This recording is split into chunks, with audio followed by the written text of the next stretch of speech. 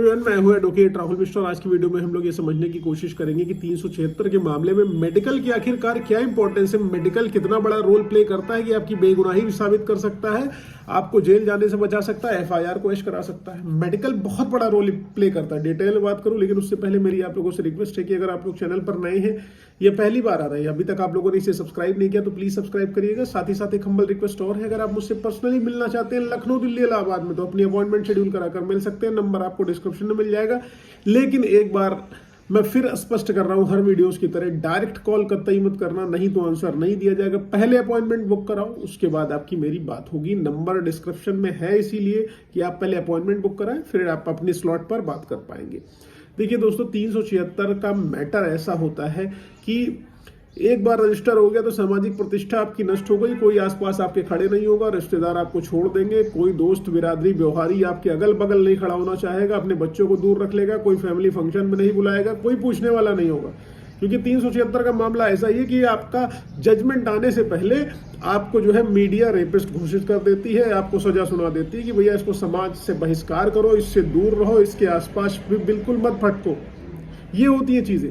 लेकिन आजकल क्या है कि महिलाओं के द्वारा जिस कानून को 376 के कानून को उनको ढाल के तौर पे लिया गया, उसका इस्तेमाल उनके द्वारा पुरुषों को काटने के लिए तलवार के तौर पर किया जा रहा है।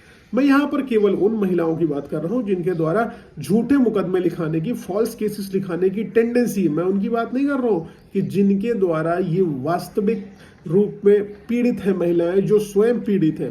जो पीड़ित है वो कोर्ट नहीं आ पा रही, लेकिन जो नहीं पीड़ित है, जो फॉल्स लिखा रही, वो एक के ऊपर 10-10 लिखा रही, 10-10 लोगों के ऊपर लिखा रही। खैर वो अलग का विषय।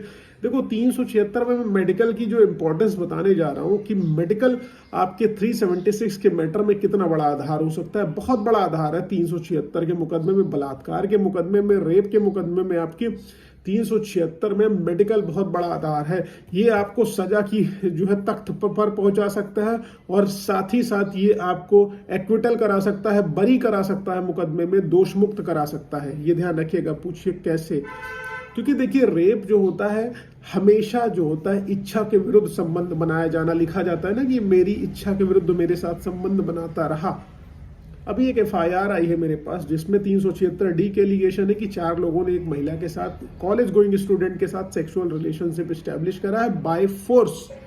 उसमें 376 लगा हुआ है। अब बाय फोर्स कोई व्यक्ति अगर किसी के साथ शारीरिक संबंध बनाने की चेष्टा करता है, मैं इंडिविजुअल एक पर्सन की भी बात करूं, तो एक पर्सन अगर उसके साथ बाय फोर्स कोई सेक्सुअल रिलेशनशिप एस्टेब्लिश करने की कोशिश करता है तो वो अपने आप को रजिस्ट तो करेगी ना, रोकने की तो चेष्टा करेगी।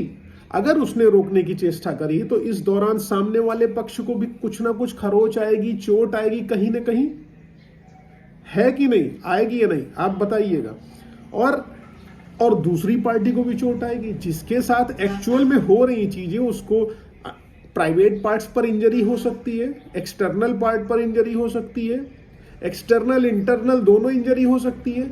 लेकिन जहां पर किसी प्रकार की इंजरी नहीं है, कोई चोट नहीं है, किसी चोट का विवरण नहीं है, तो आखिरकार कैसे मान लिया जाए कि 4 लोग 5 लोग एक महिला के साथ शारीरिक संबंध स्थापित कर रहे हैं? क्योंकि अगर 4 लोग एक ही महिला के साथ शारीरिक संबंध स्थापित करेंगे तो क्या उसका जीवन बच पाना स्पॉन्टेनियस संभव होगा? मेडिकली उसकी कंडीशन क्या होगी, ये आप खुद इमेजिन कर लीजिए। जहां पर मेडिकल में कुछ निकल के ही नहीं आ रहा है तो ये कैसे साबित होगा, ये कैसे माना जाएगा कि उक्त महिला के साथ किन्हीं व्यक्तियों के द्वारा शारीरिक संबंध बनाए गए?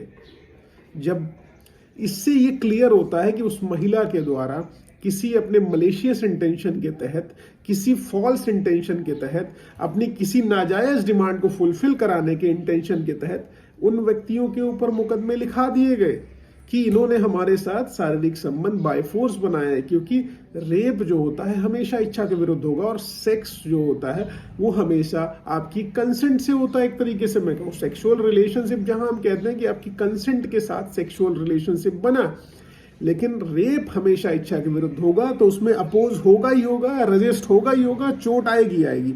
लेकिन इंजरी नहीं है तो मान के चलो ये आपकी एफआईआर क्वेश्चन का भी आधार है, चार्जशीट क्वेश्चन का भी आधार है, बेल का भी आधार है कि भैया मेडिकल में कुछ नहीं निकल के आया है। और कई बार ऐसी कंडीशन भी आती है कि जब उसमें लड़कियां, उनके परिवार वाले, वो महिला जिसके साथ शारीरिक संबंध बनाने का वो दावा कर रही होती कि उसके साथ शारीरिक संबंध उसकी इच्छा के विरुद्ध लोगों द्वारा बनाए गए हैं, वो स्वयं से कह देती है कि मैं पूरे होशो हवास में लिख रही हूं कि मैं मेडिकल नहीं कराना चाहती हूं। जहां पर वो मेडिकल खुद से नहीं कराना चाहती, जहां पर वो घटना तुरंत की दिखा रही है, यानी कि लेट से 1 दिन 2 दिन की घटना दिखा रही है, और वहां पर भी वो मेडिकल कराना नहीं चाह रही है, तो मेडिकल अगर उसने नहीं कराया हुआ है तो ये स्पष्ट है कि उसका इरादा ठीक नहीं है, उसने स्वयं से मेडिकल कराने से मना कर दिया है। तो आखिरकार आपको क्यों जेल में रखा जाए? आपको जेल में रखा ही नहीं जा सकता, आपको बेल मिलेगी कि लड़की ने खुद से मेडिकल कराने से मना कर दिया है, मतलब कुछ ना कुछ दाल में काला है, उसके साथ ऐसा कुछ हुआ है या नहीं हुआ है। मे बी उसके साथ ऐसा कुछ नहीं हुआ है, इसलिए उसके द्वारा मेडिकल कराने से मना कर दिया गया है। ठीक है, और क्योंकि मेडिकल में क्या होता है, 72 घंटे के अंदर मेडिकल कराना मैंडेटरी होता है सेक्सुअल रिलेशनशिप में, और पहने हुए अंतर वस्त्रों की जांच होती है, लड़के की भी और लड़के की भी। और जहां पर कई बार लड़कियां कहती हैं कि मैंने स्नान कर लिया है, उन्होंने मेडिकल कंडीशंस को फुलफिल कर दिया उनके हिसाब से कि हम नहीं कराएंगे, जाओ। तो जब मेडिकल कराया ही नहीं तुमने, तुम्हारी डिले इन एफआईआर हो गई है, एब्सेंस ऑफ मेडिकल है, तुम्हारे पास कोई कोरॉबरेटिव एविडेंस है ही नहीं, सपोर्टिव डॉक्यूमेंट, सपोर्टिव एविडेंस है ही नहीं, तो आखिरकार वो लड़का कैसे भैया जेल में रहे? क्यों उसको जेल में रहना चाहिए? वो नहीं रहेगा, उसको बेल मिलेगी, एफआईआर उसकी क्वैश होगी। ठीक है, तो इसलिए बिल्कुल भी आप लोग हैरेस ना होइए, परेशान ना होइए, और अपने मुकदमे में देखिए कि एक्चुअल में है क्या। अपनी